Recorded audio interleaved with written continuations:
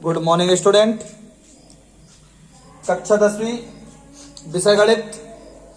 आज हम पाठ 4 के प्रश्नावली 4.2 का अध्ययन करेंगे, जिसमें हमको सवाल दिया है गुणनखंड विधि से निम्न द्विघात समीकरणों के मूल ज्ञात करना है। द्विघात समीकरणों के मूल ज्ञात करना है, तो इसमें से हम सवाल नंबर ले रहे हैं। सवाल नंबर तीसरा और चौथा कर रहे हैं। हमको गुणनखंड विधि से हल करना है, ये काम आप कर चुके हैं। हमको बोला है द्विघात समीकरणों के मूल ज्ञात करना है गुणनखंड विधि से, तो हम ये काम कर चुके हैं। लेकिन हम इसको पार्ट 2 में शून्य ज्ञात करते थे, वही आज हम मूल ज्ञात करेंगे। जैसा करते थे वही करना है। तो हमारा सवाल दिया है 2x², ये चौथा सवाल दिया है 2x² माइनस x प्लस 1/8 बराबर 0। हमारा चल रहा है पार्ट 4। पार्ट 4 का नाम है द्विघात समीकरण। मैंने आपको द्विघात समीकरण की परिभाषा बताया था, उसका मानक रूप बताया था। मानक रूप एक बार और याद दिला दूं। मानक रूप क्या होता है? मतलब सबसे पहले घात वाली राशि हो, उसके बाद बिना घात वाली राशि, यानी उसमें 1 की घात हो जो कि लगा नहीं होता, जैसे इसमें 1 की घात है। फिर अचर राशि, जैसे देखिए घात वाली राशि, फिर बिना घात यानी 1 की घात वाली राशि, और ये अचर राशि, फिर बराबर, और बराबर के बाद 0 होता है। ये व्यवस्थित करने का तरीका है, ठीक है। इसके पश्चात अपन इसको जब आगे चलते हैं तो इसको हल करेंगे।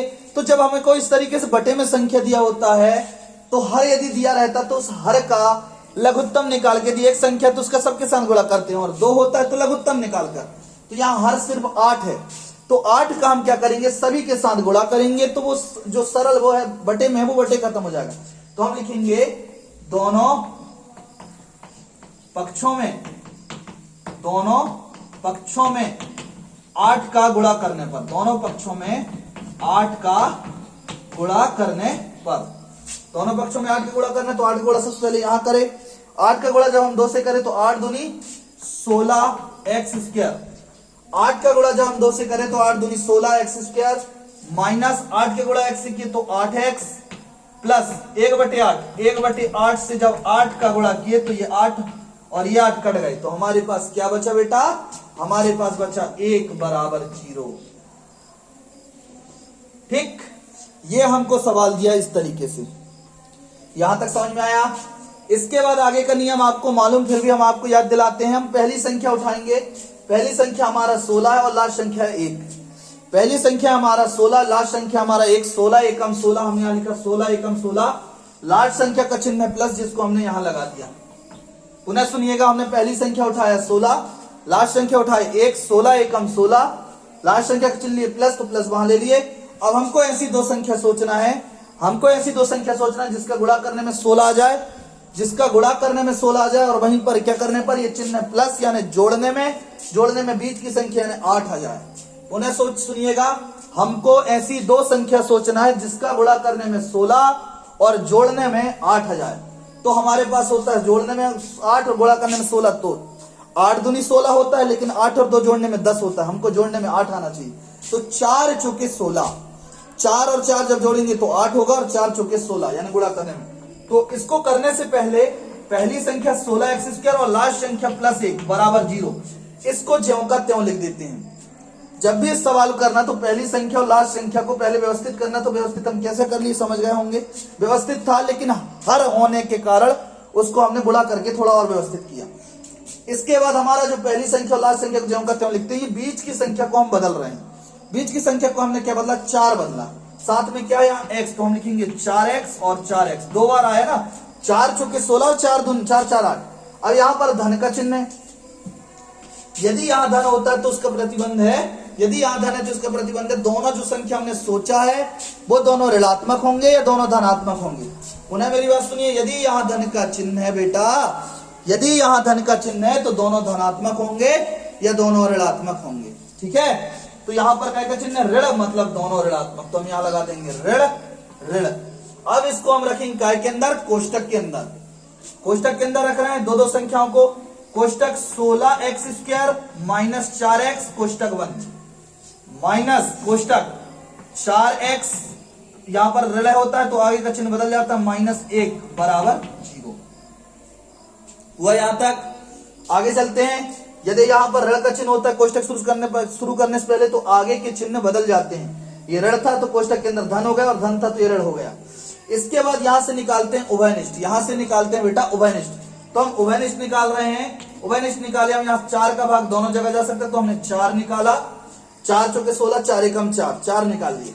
अब 4 का पहाड़ा पड़ेंगे इसमें, 4 चौके 16 और x 2 बार है, और साथ में यहां पर निकालेंगे x यहां भी और यहां भी है, तो हम 4 और x निकाल रहे हैं। देखो x 2 बार नहीं निकाल सकते क्योंकि यहां 2 बार है, लेकिन यहां 1 बार, तो x निकला 1 बार। अब यहां से 4x निकला तो यहां बचा 4x माइनस, यहां पूरा 4x निकल गया तो यहां बचा 1 माइनस। यहां देखते हैं कुछ बचा क्या निकल रहा है, तो यहां देखिए यहाँ 4 है, 4 का भाग यहाँ नहीं जा रहा है, यहाँ x है पर यहाँ नहीं, तो 1 निकलेगा। जहां कुछ नहीं निकलता वहां 1 निकलता है, यानी 1 का भाग चला जाता है, 1 चौके 4, 1 एकम 1, मतलब बचा 4x माइनस 1। जब हम इसको हल करते हैं तो हमारे जो कोष्टक के अंदर की संख्याएं हैं, यानी उभयनिष्ठ निकालने के बाद जो कोष्टक के अंदर संख्या बची, दोनों कोष्टक में सेम टू सेम बचना चाहिए। ये 4x माइनस 1 है, ये भी 4x माइनस 1 है, दोनों सेम टू सेम बचना चाहिए। अब तो हम लिख देंगे 4x माइनस 1, ये दोनों कोष्टक का एक बार। जो कोष्टक में 2 बार है उसको हमने लिखा एक बार 4x माइनस 1, इसको कहते हैं सार्वनिष्ठ। और कोष्टक के बाहर है उसको लिखेंगे, कोष्टक के बाहर क्या है, 4x माइनस 1 बराबर 0। ये हो गया। अब यहां से हम क्या ज्ञात करेंगे, मूल ज्ञात करेंगे। क्या ज्ञात करेंगे, मूल। मूल मतलब जब और तब करके, जब वही हम इसको शून्य ज्ञात करते थे किसमें, पार्ट 2 में, अब हम मूल ज्ञात कर रहे हैं। 4x माइनस 1 बराबर 0, तो क्या जाएगा 4x बराबर ऋण 1 का धन 1, x बराबर 1/4, क्योंकि इन दोनों के बीच गुणा गुणा पक्षांतर भाग। इसके बाद आगे करेंगे तब भी उसी का सेम है, 4x माइनस 1 बराबर 0, ठीक है। इसके बाद अपन यहां चलते हैं, पक्षांतर करेंगे, 4x बराबर ऋण 1 का धन 1।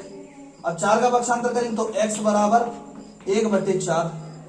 अब लिख देंगे अतः x बराबर हमारा पहला आंसर 1/4 आया, और x का ही दूसरा आंसर आया 1/4। ये हमारे 2 आंसर हो गए, जिसमें से ये 2 मूल हैं, जिसमें से एक को अल्फा और एक को बीटा कहा जाता है, एक को अल्फा और एक को बीटा कहा जाता है। इसमें से एक सवाल और ले लेते हैं हम। सवाल नंबर देखना तीसरा सवाल दिया है, करनी 2x² प्लस 7x, करनी 2x² प्लस 7x प्लस 5 करनी 2 बराबर 0, 5 करनी 2 बराबर 0। हाँ, जैसा हम किए थे, पहली संख्या और लास्ट संख्या उठाना है। पहली संख्या करनी 2, लास्ट संख्या 5 करनी 2।